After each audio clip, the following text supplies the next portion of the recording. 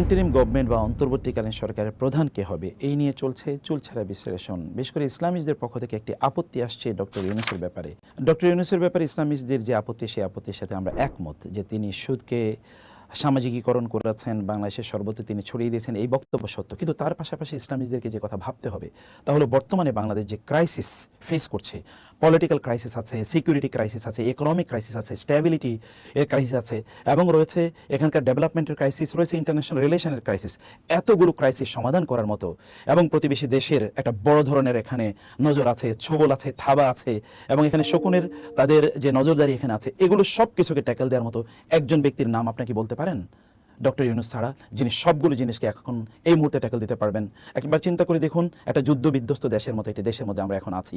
এই দেশের জন্য ব্যাপক পরিমাণে ইন্টারন্যাশনাল সাপোর্ট লাগবে। এই সাপোর্ট নেওয়ার মতো বাংলাদেশে একমাত্র ব্যক্তি কি ডক্টর ইউনূসের বাইরে আর কেউ আছে? এবং দ্বিতীয়ত একবার চিন্তা করে দেখুন তো, যে আমাদের প্রতিবেশী রাষ্ট্রের আমাদের উপর যে ছোবল আছে, এর বিরুদ্ধে দাঁড়ানোর মতো একটা ব্যক্তি গোটা পৃথিবীকে একত্রিত করতে পারে, তিনি ডক্টর ইউনূস। এবং তার পাশাপাশি গোটা বাংলাদেশ উন্নয়নের ক্ষেত্রে, ইকোনমিক্যাল ডেভেলপমেন্টের ক্ষেত্রে তিনি সুদী কাজ করেছেন বটে, সে কথা সত্য, কিন্তু এই জায়গায় তার যে এক্সপার্টিজ আছে, এত হিউজ এক্সপার্টিজ গোটা দেশকে ডেভেলপ করার জন্য, এবং এর বাইরে বাংলাদেশের বাইরেও গোটা পৃথিবীতে গ্রামীণের যেই ব্যাংকের তাদের যেই সমৃদ্ধি এবং তাদের যে সুনাম রয়েছে, এবং এখানে তাদের যে এক্সপার্টিজ রয়েছে, এরকম একটা লোককে আমাদের কাছে আছে বলুন? এমন কোনো লোক আছে? বরং আমি যেটি বলবো যে ইসলামীদেরকে এগিয়ে আসা দরকার। রাসূল ইসলামকে বলেন নাই খেয়ারুকুম ফিল জাহিলিয়াতি খেয়ারুকুম ফিল ইসলামি ইজা ফাকিহু, জাহিলি যেগুলো লোকেরা তারাও যদি ইসলামে আসে তাহলেও তারা সেরা হতে পারে। ডক্টর ইউনূসকে বরং আপনার বরণ করে নিন, তার কাছে আপনার যান, তার কথা আপনারা বলুন, তিনি বুঝুক যে ইসলামিস্টরা তাকে সাপোর্ট করছে। অতএব এমনিই তিনি মুসলিম, আর ইসলামের ব্যাপারে তার আরও সফট কর্নার তৈরি হবে। তাকে আপনারা বলুন, আপনারা তাকে দাওয়াত দেন। ওমর ইবনুল খাত্তাব রাদিয়াল্লাহু তাআলা আনহু জাহিলি যুগে রাসূলকে হত্যা করতে গিয়েছেন, কিন্তু ইসলামে কত বড় সম্পদ তিনি হয়েছেন।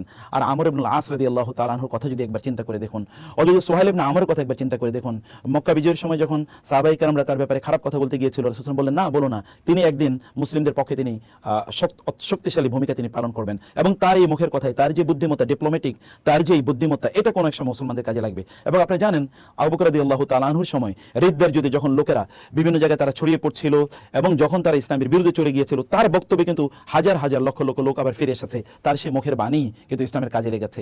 ডক্টর ইউনূসকে আমরা কিন্তু সেভাবে তাকে স্বাগত জানাতে পারি, আমাদের পক্ষে লাগাতে পারি। কমপক্ষে এখন ন্যারো চিন্তা থেকে বের হয়ে গোটা বাংলাদেশকে আমাদেরকে রিফর্ম করতে হবে, বাংলাদেশকে আমাদের রক্ষা করতে হবে। এই রক্ষা করার ক্ষেত্রে ডক্টর ইউনূসের বিকল্প আমাদের কাছে আপাতত নাই। সেই কারণে আমরা বলবো যে আমাদের বর্তমান কনটেক্সটটাকে আমাদের ভালো করে বোঝা দরকার।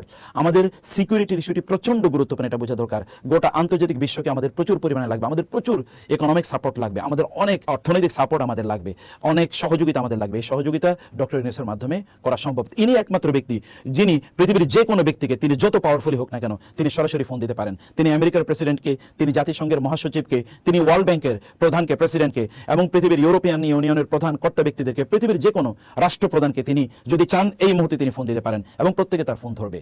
তিনি একমাত্র ব্যক্তি যার নামে বাংলাদেশকে বহু লোকেরা চেনে। অতএব আমরা আমাদের নিজেকে ওই জায়গায় নিয়ে যাই, ডক্টর ইউনূসকে দিয়ে আমরা আমাদের দেশকে, আমাদের যে স্বার্থ আছে সেই স্বার্থটা আমরা হাসিল করি, সেটি আমাদের দরকার।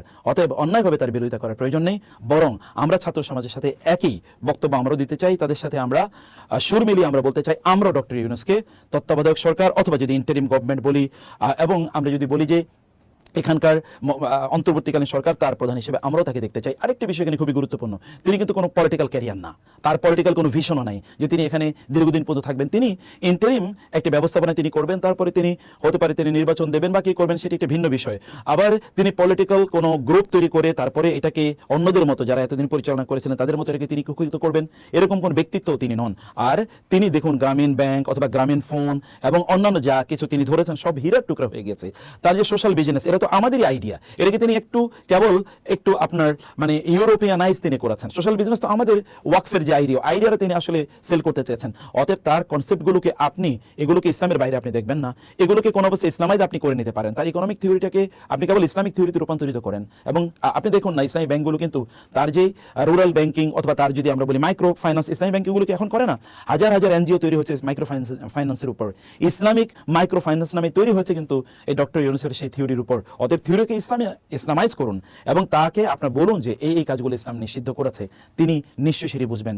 অন্যথায় তার বিরোধিতা করলে আমরাই ক্ষতির মধ্যে নিমজ্জিত হব, কারণ আমরা একটা সন্ধিক্ষণে দাঁড়িয়ে আছি। ক্রু থেকে কাউন্টার ক্রু হয়, হতে পারে যে আপনাদের যে অভ্যুত্থান, আপনাদের যে অর্জন, যে বিজয়, এই বিজয় কিন্তু হাতছাড়া হয়ে যেতে পারে। অতএব এখন বিরোধিতা করার সময় নয়, এখন ডক্টর ইউনূসের পক্ষে বরং আমাদের দাঁড়ানো দরকার। বরং চলুন আমরা সবাই সমস্যারে বলি, ওলামায়ে কেরাম বলুক যে আমরা ডক্টর ইউনূসকে চাই, এবং তারপরে তার সাথে নেগোসিয়েশনে বসুন যেন সুদ থেকে কিভাবে মুক্ত হওয়া যায়। আর মনে রাখবেন, ডক্টর ইউনূসের বিরুদ্ধে যে প্রপাগান্ডা, এই প্রপাগান্ডা কিন্তু পার্শ্ববর্তী দেশ এবং যারা চলে গেছে তারা কিন্তু এই প্রপাগান্ডা তৈরি করে গিয়েছে। তাদের প্রপাগান্ডায় আমরা এখন চালিয়ে যাচ্ছি। তিনি সুদখোর, তিনি রক্তখোর, ইত্যকার, এই কথাগুলো এতদিন কারা বলেছে? যারা বলেছে তারা কি বাংলাদেশকে ইসলামিক স্টেট তৈরি করেছে? তারা কি এখানকার ইকোনমিক সিস্টেমকে ইসলামিক করেছে?